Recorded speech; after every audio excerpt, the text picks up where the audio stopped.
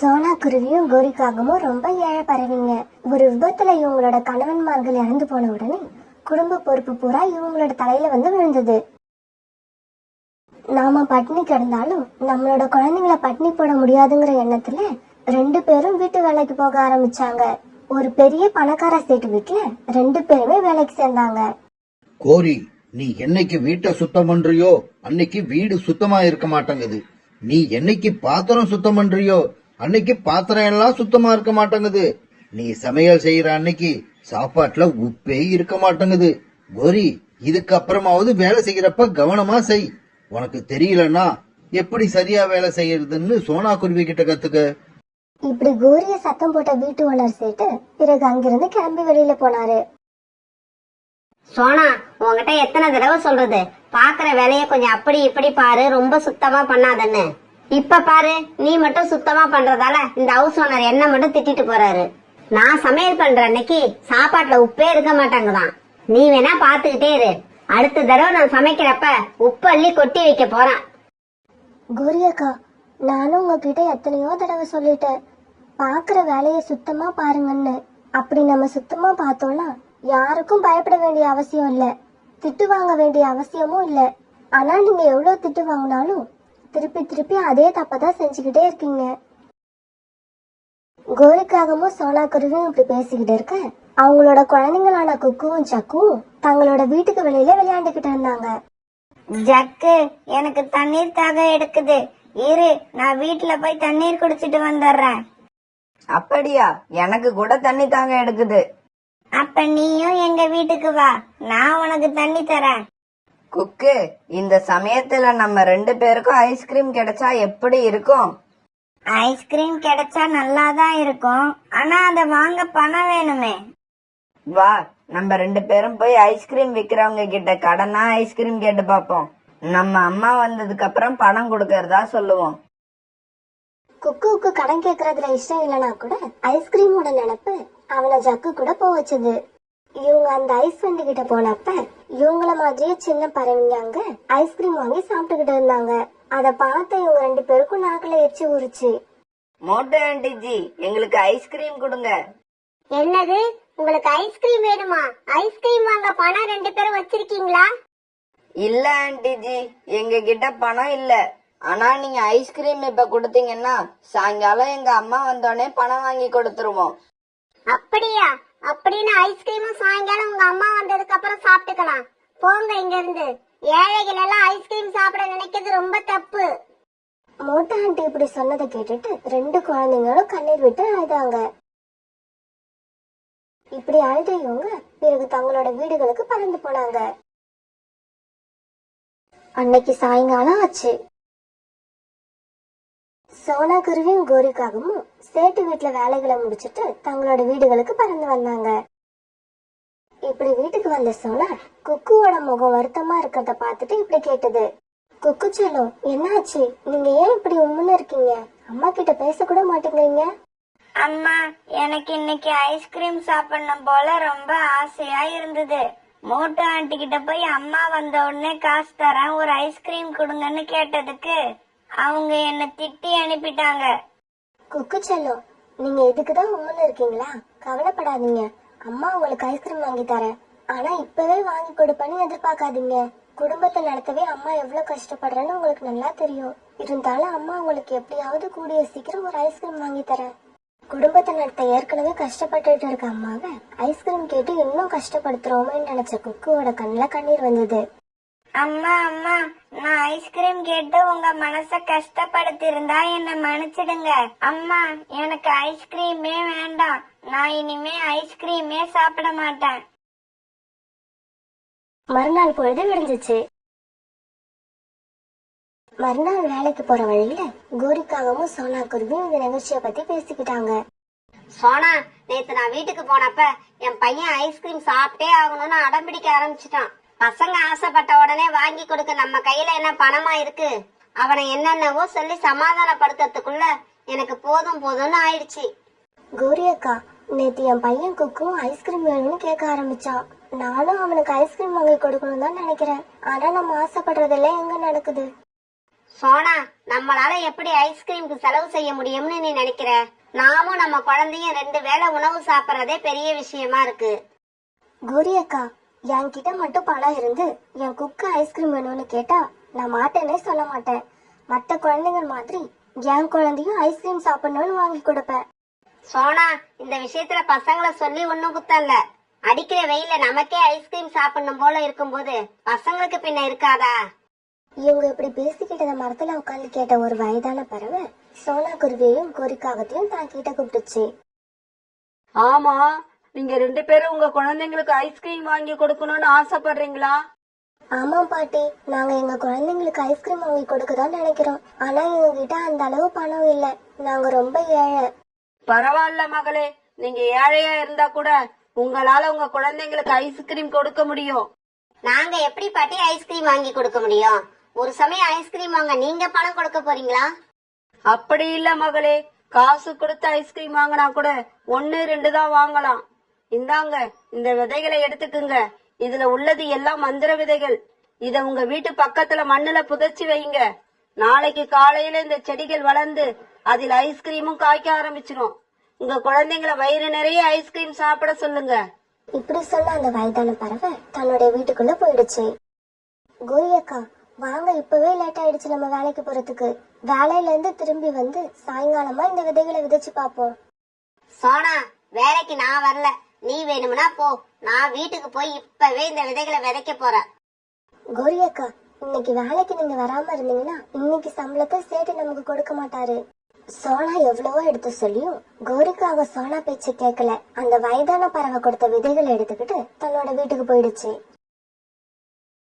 அம்மா, இதெல்லாம் என்ன விதைகள்? இவைகளை விதைச்சு வச்சா என்ன மாதிரியான செடிகள் வரும்? ஜக்கு, இந்த விதைகள் மந்திர விதைகள். இந்த விதைகள் இருந்து வர செடியில ஐஸ்கிரீம் காய்க்க போகுது. நீ இந்த செடியை ரொம்ப கவனமா பாத்துக்கணும். ஒரு ஐஸ்கிரீம் கூட யாருக்கும் இலவசமா கொடுக்க கூடாது. சரிம்மா, நீங்க சொன்ன மாதிரியே இந்த விதையில இருந்து வர செடிகளை நான் கவனமா பாத்துக்கிறேன். அம்மா, நான் ஐஸ்கிரீம் மட்டும் இல்ல, ஐஸ்கிரீம் சாப்பிட்ட குச்சி கூட யாருக்கும் இலவசமா கொடுக்க மாட்டேன். ஜக்கு, அந்த வயதான பறவை சொன்ன மாதிரியே இந்த செடியில ஐஸ்கிரீம் காய்க்க ஆரம்பிச்சிடுச்சுன்னா நாம ஐஸ்கிரீம் கடையே ஒண்ணு ஓபன் பண்ணிடலாம். கடை திறந்து கொஞ்ச நாளைக்கு அப்புறம் கடையில இருந்து வர பணத்தை வச்சு நாம சொந்தமா ஒரு பெரிய வீட்டை விலைக்கு வாங்கிடலாம். அம்மா அம்மா, உங்களோட ஐடியா எல்லாம் ரொம்ப அருமையா இருக்கு. இருந்தாலும் நீங்க இப்ப வேலைக்கு போகலாமா? இந்த விதைகளையும் இதுல இருந்து வர செடியையும் நான் கவனமா பாத்துக்கிறேன். ஜக்கு, இதுக்கப்புறம் அம்மா வேலைக்கு போகணும்னு என்ன அவசியம்? இனிமே எனக்கு ஐஸ்கிரீமை வித்து வர்ற பணத்தை வாங்கி கல்லாப்பட்டியில போடுறதுக்கே நேரம் சரியா இருக்கும். பிறகு கோரிக்காகவும் ஜக்கும் அந்த விதைகளை அந்த இடத்துல விதைச்சு வச்சாங்க. சேட்டு வீட்டுல வேலையை முடிச்சிட்டு தன்னோட வீட்டுக்கு வந்த சோனா குருவி அந்த மந்திர விதைகளை தன் வீட்டு பக்கத்திலேயே விதைக்க ஆரம்பிச்சது. மந்திர விதையே, நீ சீக்கிரமா செடியா வளர்ந்து என் மகனுக்கு ஐஸ்கிரீம் கொடு. குக்கு ஐஸ்கிரீம் சாப்பிடறத பாக்கணும் போல எனக்கு ஆசையா இருக்கு. ஏன்னா இது வரைக்கும் என் பையன் ஐஸ்கிரீம் கேட்டு நான் ஒரு தடவை கூட வாங்கி கொடுத்ததே இல்ல. பிறகு வீட்டுக்குள்ள வந்த சோனா குருவி தான் பையன் குக்கு கூட படுத்து நிம்மதியா தூங்குச்சு. ஆனா கோரிக்காகத்துக்கும் ஜக்குக்கும் தூக்கமே வரல. அந்த மந்திர ஐஸ்கிரீம் விதைய விதைச்ச இடத்துலயே உட்கார்ந்து இருந்தாங்க. அப்படி செடியில இருந்து ஐஸ்கிரீம் காய்ச்ச உடனே அதையெல்லாம் பறிச்சுக்கிட்டு போய் விக்கிறதுக்காக கோரிக்காக ஒரு ஐஸ்கிரீம் ஸ்டாலையே வாங்கி பக்கத்துல நிப்பாட்டி வச்சிருந்தது. அம்மா, வாங்கம்மா போய் படுப்போம். எனக்கு தூக்கமா வருது. செடி வந்து அதுல ஐஸ்கிரீம் காய்ச்ச உடனே யாரும் எடுக்க மாட்டாங்க. அம்மா, நம்ம காலையில சீக்கிரம் எழுந்திருச்சு வந்து பறிச்சுப்போம் வாங்க. ஜக்கு இப்படி வலுக்கட்டாயப்படுத்தி கூப்பிட்ட உடனேதான் கோரிக்காக வீட்டுக்குள்ள போய் படுத்து தூங்குச்சு. மறுநாள் பொழுது விடிஞ்சிச்சு. காலையில கண் வச்ச கோரிக்காகவும் ஜக்குவும் நேரா மந்திர விதைய விதைச்சு வச்ச இடத்துக்கு போனாங்க. ஆனா இவங்க விதைச்சு வச்ச இடத்துல ஒரு செடியும் வரல, அங்க ஐஸ்கிரீமும் இல்ல. என்னடா ஜக்கு, இப்படி ஆயிடுச்சு? நாம எல்லா விதையும் சரியா தானே விதைச்சு வச்சோம். ஆனா ஒரு செடி கூட வரவே இல்லையே. அம்மா, நேத்து நீங்க சொன்னதை எல்லாம் உண்மைன்னு நம்பி நானும் ஐஸ்கிரீம் சாப்பிடலான்னு ரொம்ப ஆசையா இருந்தேன். ஆனா நீங்க என்ன ரொம்ப ஏமாத்திட்டீங்க. ஜக்கு, அம்மா உன்னை ஏமாத்தல, உன்கிட்ட பொய்யும் சொல்லல. நீ ஒரு நிமிஷம் இங்கேயே இரு. நான் சோனா குருவி வீட்டுக்கு போய் என்ன நடக்குதுன்னு பாத்துட்டு வரேன். இப்படி சொன்ன கோரிக்காகவும் சோனா குருவி வீட்டுக்கு பறந்து போச்சு. குக்கு, அந்த பாட்டி கொடுத்த விதைகள் உண்மையிலே மந்திர விதைகள் தான். பாரு, இந்த செடியில எப்படி எல்லாம் ஐஸ்கிரீம் காய்ச்சிருக்கு, அதுவும் விதவிதமான ஐஸ்கிரீம்கள் காய்ச்சிருக்கு. சோனா குருவி வீட்டு செடியில ஐஸ்கிரீம் காய்க்கிற செய்தியை கேள்விப்பட்ட பல ஏழை குழந்தைகள் ஐஸ்கிரீம் செடியை பாக்கிறதுக்காக அங்க வந்துட்டாங்க. இப்படி சோனா குருவி வீட்டுக்கு வேடிக்கை பார்க்க வந்த ஏழை பறவைகள் எல்லாருக்குமே ஐஸ்கிரீம் சாப்பிடணும் போல ஆசையா தான் இருந்தது. இருந்தாலும் சோனா குருவி திட்டுமேன்னு நினைச்சு ஐஸ்கிரீமை பறிக்காமலேயே நின்னுகிட்டு இருந்தாங்க. குழந்தைங்களா, ஏன் நின்னுகிட்டு இருக்கீங்க? உங்களுக்கு பிடிச்ச ஐஸ்கிரீமை போய் பறிச்சு சாப்பிடுங்க. சோனா குருவி இப்படி சொன்னதும் அந்த ஏழை குழந்தைங்க எல்லாருமே தங்களுக்கு பிடிச்ச ஐஸ்கிரீமை பறிச்சு சாப்பிட ஆரம்பிச்சாங்க. இப்படி எல்லா குழந்தைங்களும் ரொம்ப ஆவலா ஐஸ்கிரீம் சாப்பிடறத பார்த்த சோனா குருவிக்கு மனசுக்கு ரொம்ப சந்தோஷமா இருந்துச்சு. குழந்தைங்களா, சாப்பிடுங்க. எவ்வளவு சாப்பிடணும்னு நினைக்கிறீங்களோ அவ்வளவு ஐஸ்கிரீம் சாப்பிடுங்க. நீங்க எல்லாரும் இவ்வளவு ஆசையா ஐஸ்கிரீம் சாப்பிடறத பார்க்கும் போதுக்கு எனக்கு ரொம்ப ரொம்ப சந்தோஷமா இருக்கு. இந்த சமயத்துல கோரிக்காகவும் அங்க வந்து சேர்ந்துச்சு. சோனா, நான் விதைச்ச விதையில இருந்து ஒரு செடி கூட வரவே இல்ல. அந்த கிழவி எனக்கு கெட்டு போன விதைய கொடுத்துட்டான்னு நினைக்கிறேன். கோரியக்கா, வயசானவங்களை இப்படி மரியாதை இல்லாம பேசாதீங்க. அப்புறம் ஜக்குக்கு ஐஸ்கிரீம் வேணும்னா நீங்க இங்க இருந்து எவ்வளவு வேணாலும் எடுத்துட்டு போங்க. இருந்தாலும் சோனா சொன்ன எதுவுமே கோரிக்காகத்தோட காதுல ஏறவே இல்ல. ஏன்னா கோரிக்காக ஐஸ்கிரீமை பறிச்சு வியாபாரம் பண்ற எண்ணத்திலே இருந்தது. பிறகு அது சோனா குருவி வீட்டுல இருந்து பறந்து அந்த வயதான பறவை வீட்டுக்கு போச்சு.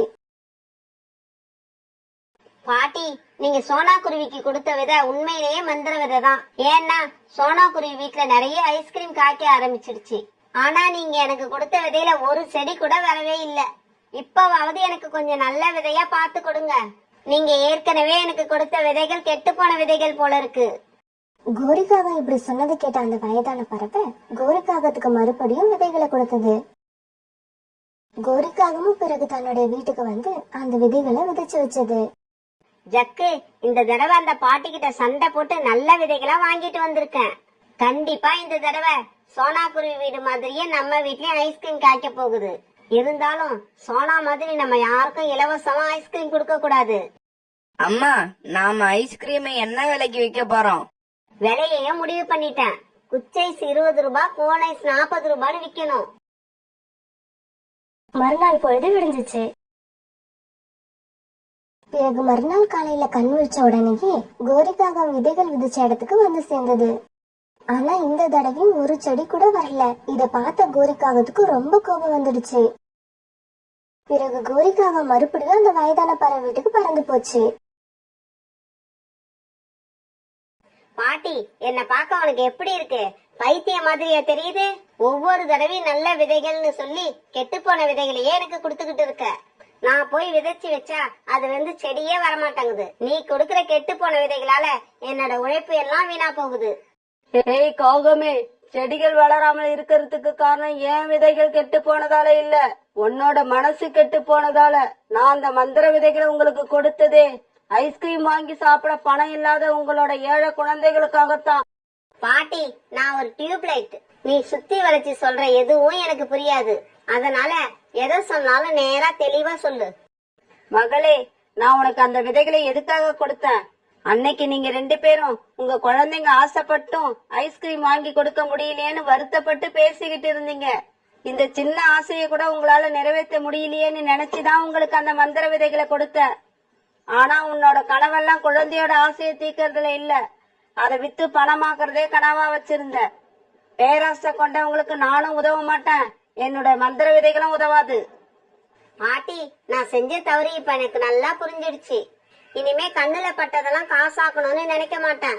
இனிமே நானும் சோனா குருவி மாதிரியே என் பையனோட ஆசையை நிறைவேற்றிட்டு மீதி இருக்க ஐஸ்கிரீம எல்லா ஏழை குழந்தைங்களுக்கும் இலவசமா கொடுக்க போறேன். கோரிக்காகம் இப்படி தன்னோட தவறு உணர்ந்து பேசினதுக்கு அப்புறம் அந்த வயதான பறவை மறுபடியும் கோரிக்காகத்துக்கு கொஞ்சம் விதைகளை கொடுத்தது. இந்த தடவை விதைகளை வாங்கிட்டு போன கோரிக்காகம் பேராசை இல்லாம மனசு அமைதியா எல்லா விதைகளையும் அன்பா விதைச்சது. மறுநாள் பொழுது விடிஞ்சிச்சு. மறுநாள் காலையில கோரிக்காகம் விதைச்சதுல இருந்து நிறைய செடிகள் வளர்ந்து விதவிதமான ஐஸ்கிரீம்கள் காய்ச்சி தொங்கினதை பார்த்த கோரிக்காகத்துக்கும் ஜக்குவுக்கும் ரொம்ப சந்தோஷம் ஆயிடுச்சு. ஜக்கு உடனே அவசரமா அந்த ஐஸ்கிரீம்களை சாப்பிட ஆரம்பிச்சான். உண்மையிலேயே ஐஸ்கிரீமை வித்து அதுல வர்ற பணத்தை பாக்குற சந்தோஷத்தை விட அத குழந்தைங்களுக்கு சாப்பிட கொடுத்து அவங்க படுற சந்தோஷத்தை பார்த்து நாம் அடையிற சந்தோஷம் தான் உண்மையிலேயே பெரிய சந்தோஷம். நானும் என்னோட பேராசையில ஜக்குவோட சந்தோஷத்தையே மறந்து போயிட்டேன். இப்படி யோசிச்ச கோரிக்காகும் பிறகு அங்க வந்த எல்லா குழந்தைங்களுக்குமே ஐஸ்கிரீம் இலவசமா சாப்பிட கொடுத்து அவங்க சாப்பிடறத பார்த்து சந்தோஷப்பட்டுச்சு.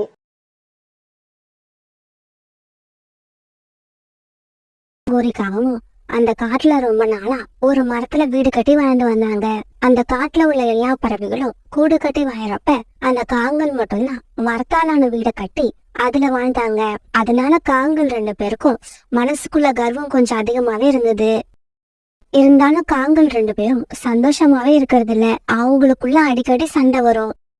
அந்த சமயத்துல அந்த காட்டுக்கு ஒரு குருவியோட ஜோடி ஒண்ணு புதுசா வந்து சேர்ந்தாங்க. அவங்க 2 பேரும் அங்க இருந்த ஒரு காஞ்சு போன மரத்துல தங்களோட கூட்டை கட்டிக்கிட்டு அதுல வாழ ஆரம்பிச்சாங்க. அந்த குருவி ஜோடி வாழறது கூட இருந்தாலும் கணவன் மனைவி 2 பேரும் ஒத்துமையா ரொம்பவும் சந்தோஷமா தங்களோட குடும்பத்தை நடத்தினாங்க. இது அடிக்கடி கவனிச்ச காங்கல் 2 பேரும் அந்த குருவிகள் மேல ரொம்ப பொறாமப்பட்டாங்க. காலுஜி, இந்த குருவிகள் 2 பேரும் இப்படி ஒத்துமையாவும் சந்தோஷமாவும் இருக்கிறத பார்க்க எனக்கு எரிச்சலா வருது. ஆமா கோரி, நான் கூட அவங்க 2 பேரும் எப்பவாவது சண்டை போட்டுப்பாங்க, நாம அதை சந்தோஷமா பார்க்கலாம்னு நினைச்சேன். ஆனா என்னோட ஆசை இது வரைக்கும் நிறைவேறவே இல்லை. காலுஜி, நாம 2 பேரும் என்னதான் சண்டை போட்டுக்கிட்டாலும் அடுத்தவங்களுக்கு எடுக்கிற விஷயத்துல நம்ம 2 பேர் மூளையும் ஒரே மாதிரி வேலை செய்யுது. கோரி, இந்த குருவிகள் 2 பேரும் சண்டை போடவே மாட்டாங்கன்னு நினைக்கிறேன். அதனால இவங்களை எப்படியாவது இந்த இடத்த விட்டு விரட்டி ஆகணும். ஆமா காலுஜி, அவங்க சந்தோஷமா இருக்கிறத பார்த்து நார்மலா இருந்த பிரஷர் எனக்கு இப்ப அதிகமாயிடுச்சு. கோரி, கவலைப்படாம இரு. இந்த குருவிங்க நாளைக்கு உணவு தேட போனதுக்கு அப்புறம் அவங்க கூடு கட்டி இருக்கிற இந்த காஞ்சி போன மரத்தை வேரோட வெட்டி போட்டுடுறேன். மறுநாள் பொழுது விடிஞ்சிச்சு. ராணாஜி, சீக்கிரம் கிளம்புங்க. வானத்தை பார்த்தா மழை வர மாதிரி இருக்கு. சோனா, கவலைப்படாத. மழை வர்றதுக்கு முன்னாடி நாம கூட்டுக்கு திரும்பி வந்துடலாம். இப்படி பேசிக்கிட்ட ராணா குருவியும் சோனா குருவியும் உணவு தேட பறந்து போனாங்க. காலுஜி, சீக்கிரம், அந்த குருவிகள் 2 பேரும் உணவு தேட கிளம்பி போயிட்டாங்க. அவங்க திரும்பி வர்றதுக்குள்ள அந்த மரத்தை வெட்டி சாச்சிருங்க. கோரி இப்படி சொன்னதும் காலுக்காகவும் கோடாரியை எடுத்துக்கிட்டு அந்த காஞ்சி போட மரத்தை நோக்கி பறந்து போச்சு. இப்படி போன காலுக்காகவும் அந்த மரத்தை கோடாரியால வேக வேகமா வெட்ட ஆரம்பிச்சது. மரத்தோட உச்சியில உட்கார்ந்திருந்த கோரிக்காகவும் யாராவது வராங்களான்னு கண்காணிச்சுக்கிட்டே இருந்தது. பிறகு கொஞ்ச நேரத்துல என்ன அந்த மரம் வேரோட கீழே சாஞ்சிருச்சு. இந்த சமயத்துல உணவு தேட போயிருந்த ராணா குருவியும் சோனா குருவியும் திரும்ப வந்துட்டாங்க. அவங்க கூடு கட்டி இருந்த மரம் வேரோட கீழே விழுந்து கிடக்கிறத பார்த்துட்டு அதிர்ச்சி ஆயிட்டாங்க. என்னங்க, இது எப்படி நடந்திருக்கும்? சோனா, மனிதர்கள் வந்து இந்த மரத்தை வெட்டி சாச்சிருப்பாங்கன்னு நினைக்கிறேன். இந்த சமயத்துல காலுக்காகவும் கோரிக்காகவும் அங்க வந்தாங்க. சோனா, நாங்க இந்த மரத்தை வெட்ட வந்த மனிதர்களை எவ்வளவோ தடுத்து பார்த்தோம். அவங்க கேட்கவே இல்ல. கடைசியா நீங்க குடியிருந்த இந்த மரத்தை வெட்டி கீழே தள்ளிட்டாங்க. ராணாஜி, இந்த மரத்தை மனிதர்கள் வெட்டி இருந்தா அவங்க கண்டிப்பா இதை எடுத்துட்டு போயிருப்பாங்க. இங்கேயே விட்டுட்டு போக மாட்டாங்க. சோனா, உன்னோட சந்தேகம் நியாயமானதுதான். இருந்தாலும் இந்த மரத்தை வெட்டினதுக்கு அப்புறம் அந்த மனிதர்களுக்கு இந்த மரத்தை பிடிக்காம போயிடுச்சு. அதனால இந்த மரத்தை இங்கேயே விட்டுட்டு நல்ல மரத்தை தேடிக்கிட்டு போயிட்டாங்க. சோனா, எது எப்படியோ நீங்க குடியிருந்த மரத்தை எப்ப யாரோ வெட்டி கீழே தள்ளனாங்களோ இதுக்கப்புறம் நீங்க இங்க இருக்கிறது நல்லதில்ல. பேசாம இங்க இருந்து தூரமா உள்ள மரத்துல போய் கூடு கட்டிக்கிட்டு நிம்மதியா சந்தோஷமா இருங்க. ஆனா ராணா குருவியோட மூளை வேற விதமா யோசிச்சுது. சோனா, நீ இங்கேயே இரு. நான் பக்கத்து காடு வரைக்கும் போயிட்டு வந்துடுறேன். இப்படி சொல்லிட்டு ராணா குருவி பக்கத்து காட்டுக்கு பறந்து போச்சு. பிறகு சாயங்காலமா பக்கத்து காட்டுல இருந்து ராணா குருவி திரும்பி வரப்ப ஒரு மரம் வெட்டுற மிஷின் எடுத்துட்டு வந்தது. இத பார்த்த காலுக்காகவும் கோரிக்காகவும் இப்படி பேச ஆரம்பிச்சாங்க. காலுஜி, என்ன இது? எதுக்காக இந்த குருவி இப்ப மரம் வெட்டுற மிஷினை வாங்கிட்டு வந்திருக்கு? கோரி, உனக்கு இது கூட தெரியல? கீழே விழுந்த மரத்தை வெட்டி விறகாக்கி அதை மார்க்கெட்ல கொண்டு போய் வித்துட்டு அந்த பணத்தை எடுத்துக்கிட்டு அப்படியே தூரமா போய் ஏதாவது ஒரு மரத்துல கூடு கட்டிப்பாங்கன்னு நினைக்கிறேன். காலுஜி, அவங்க எங்க போனா நமக்கு என்ன? நம்ம கண்ணுக்கு எதிரில இல்லாம எங்கேயாவது போனா சரிதான். இப்படி நினைச்ச காங்கள் பிறகு தங்களோட வீட்டுக்குள்ள போய் படுத்து தூங்க ஆரம்பிச்சாங்க. மறுநாள் பொழுது விடிஞ்சிச்சு. காலையில உணவு தேட கிளம்பி வீட்டு வாசலுக்கு வந்த காலுக்காகவும் குறிக்காகவும் பக்கத்து மரத்துல இருந்த வீட்டை பார்த்ததும் அதிர்ச்சியானாங்க. காலேஜி, இந்த வீடு யாரோடது? நேத்து வரைக்கும் இந்த மரத்துல எந்த வீடும் இல்ல, திடீர்னு இந்த வீடு எப்படி வந்தது? சரி வா, நாம அந்த வீட்டுக்குள்ள போய் அதுக்குள்ள யாரு இருக்காங்கன்னு பாப்போம். பிறகு காங்கள் 2 பேரும் அந்த வீட்டை நோக்கி பறந்து போனாங்க. கிச்சனுக்குள்ள சமைச்சுக்கிட்டு இருந்த சோனா குருவி கதவு தட்டுற சத்தம் கேட்ட உடனே வெளியில வந்தது. சோனா, நீயா? இந்த வீடு யாரோடது? இந்த வீட்டை எப்ப கட்டினாங்க? கௌரியக்கா, இந்த வீடு எங்க வீடுதான். பக்கத்து காட்டுல இருந்து மரம் வெட்டுற மிஷினை வாடகைக்கு எடுத்துட்டு வந்து கீழே விழுந்து கிடந்த மரத்தை வெட்டி இந்த வீட்டை கட்டி முடிச்சோம். அப்படியா? இப்ப ராணா எங்க? மீதி இருந்த மரத்துள்ளுகளை வச்சு ஒரு படகு செய்யறதுக்காக பக்கத்து காட்டுக்கு போயிருக்காங்க. படக தயார் பண்ணி அதை வச்சு என்ன பண்ண போறீங்க? கௌரியக்கா, நம்ம காட்டுலதான் மிகப்பெரிய நதி ஓடிக்கிட்டு இருக்கு. அதனால படகு தயார் பண்ணி அதுல போய் மீன் பிடிச்சுக்கிட்டு வந்து மார்க்கெட்ல வியாபாரம் பண்ணலாம்னு முடிவு பண்ணியிருக்கோம். நான் ராணாஜிக்கு சாப்பாடு எடுத்துட்டு போகணும். அப்ப நான் கிளம்புறேன். இப்படி சொன்ன சோனா குருவி டிஃபன் பாக்ஸ் எடுத்துக்கிட்டு நதிக்கரையை நோக்கி பறந்து போச்சு. பிறகு அந்த படகை எடுத்துக்கிட்டு நதியில மிதந்து போன ராணா குருவும் சோனா குருவும் நிறைய மீன்களை பிடிச்சுக்கிட்டு கரைக்கு திரும்பி வந்தாங்க. பிறகு அந்த மீனை எல்லாம் எடுத்துக்கிட்டு மார்க்கெட்டுக்கு போனவங்க சீக்கிரமாவே அவங்க கிட்ட இருந்த மீன் எல்லாத்தையும் வித்துட்டாங்க. இப்படியே சில நாட்கள் நகர்ந்துச்சு. இப்ப ராணா குருவி கிட்டையும் சோனா குருவி கிட்டையும் நிறைய பணம் சேர ஆரம்பிச்சது. அந்த காட்டுக்கு வந்த புதுசுல ஒரு கூட்டுல வாழ்ந்து வந்த ராணா குருவியும் சோனா குருவியும் இப்ப வலிமையான மர வீட்டுல செல்வ செழிப்போட வாழ ஆரம்பிச்சாங்க. கோரி, ராணா குருவியும் சோனா குருவியும் காஞ்சி போன மரத்து மேல இருந்த அந்த சாதாரண கூட்டிலேயே வாழ்ந்திருப்பாங்க. அவங்கள காலி பண்ண நினைச்சு நாம செஞ்ச காரியத்தால அவங்களோட ரேஞ்சு இப்ப எங்கேயோ போயிடுச்சு. காலுஜி, அதுக்காக நாம சோர்ந்து போயிடக்கூடாது. அடுத்தடுத்து நம்மளால ஆன முயற்சிகளை செஞ்சுக்கிட்டே இருக்கணும். கோரி, எனக்கு ஒரு யோசனை தோணுது. அந்த குருவிங்க கிட்ட ஏதாவது ஒரு பொய் சொல்லி அவங்க 2 பேரையும் மீன் பிடிக்க பக்கத்து காட்டுல உள்ள கடலுக்கு அனுப்பி வைப்போம். இவங்க இந்த படகை எடுத்துக்கிட்டு கடலுக்கு போனா அங்க உள்ள முதலைகளுக்கு கண்டிப்பா இரையாயிடுவாங்க.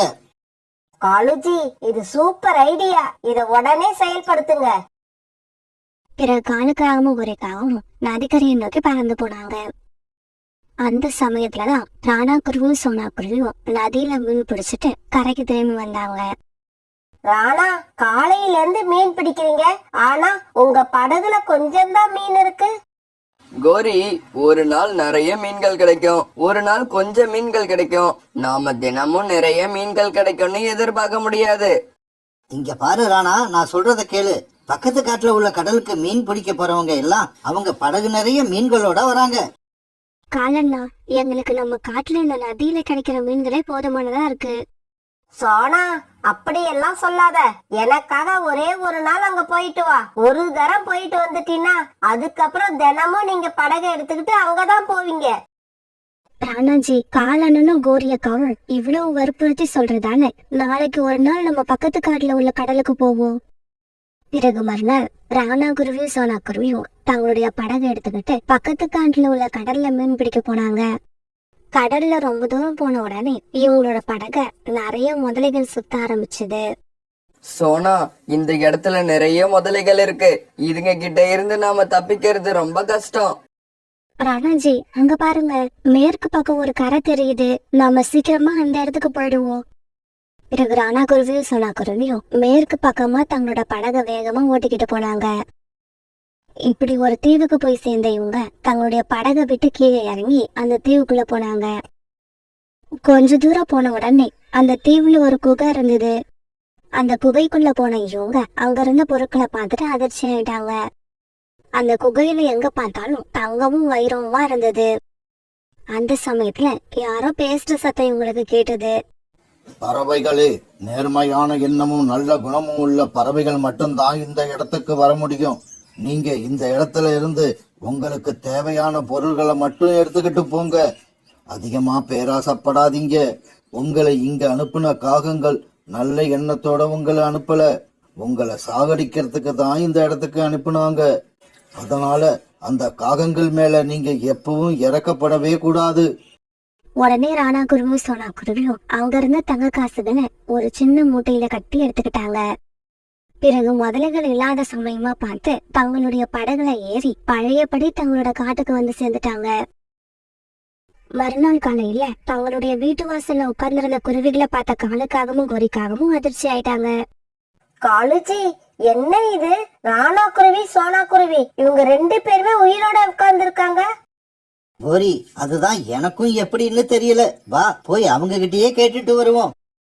காலன்னா கோரியக்கா, எங்களோட பக்கத்து காட்டுல உள்ள கடலுக்கு அனுப்புனதுக்கு உங்க 2 பேருக்கும் ரொம்ப நன்றி. சோனா, அந்த கடல்ல முதலைகள் இருந்ததா இல்லையா? முதலைகள் இருந்துச்சு, இருந்தாலும் நாங்க அதுகிட்ட இருந்து தப்பிச்சு ஒரு தீவுக்கு போனோம். அந்த தீவுல எங்களுக்கு நிறைய தங்கமும் வைரமும் கிடைச்சது. சோனா, உங்களை நாங்க அந்த கடலுக்கு அனுப்பலன்னா நீங்க கண்டிப்பா அந்த தீவுக்கு போயே இருக்க முடியாது. அப்படி இருக்கிறப்ப உங்களுக்கு கிடைச்சதுல பாதியை எங்களுக்கு கொடுக்கறது தானே நியாயம். கோரியக்கா, நீங்க சொல்றது நியாயம்தான். இருந்தாலும் எங்களை சாகடிக்கிற நோக்கத்துல தானே அந்த கடலுக்கு அனுப்பி வச்சீங்க. இப்படிப்பட்ட கெட்ட எண்ணம் கொண்ட பறவைகளுக்கு உதவி செய்யக்கூடாதுன்னு எங்களுக்கு அந்த புதையலை கொடுத்த குகை சொல்லி இருக்கு. இப்படி சொல்லிட்டு ராணா குருவியும் சோனா குருவியும் தங்களுடைய வீட்டுக்குள்ள போய் கதவை சாத்திக்கிட்டாங்க. காலுஜி, கடைசியில என்ன இது இப்படி ஆயிடுச்சு? இப்ப நம்ம என்னதான் பண்றது? கோரி, இப்ப நாமளும் ராணா குருவி சோனா குருவி மாதிரி பெரிய பணக்காரங்க ஆகணும்னா அதுக்கு ஒரு வழி இருக்கு. அது என்னன்னு சீக்கிரம் சொல்லுங்க. நாமளும் அந்த குருவிங்க மாதிரியே யாரையும் கெடுக்கணும்னு நினைக்காம நம்மளோட வேலையை மட்டும் பார்த்துக்கிட்டு இருந்தா ஒரு நாள் இல்ல ஒரு நாள் கண்டிப்பா முன்னுக்கு வந்துருவோம்.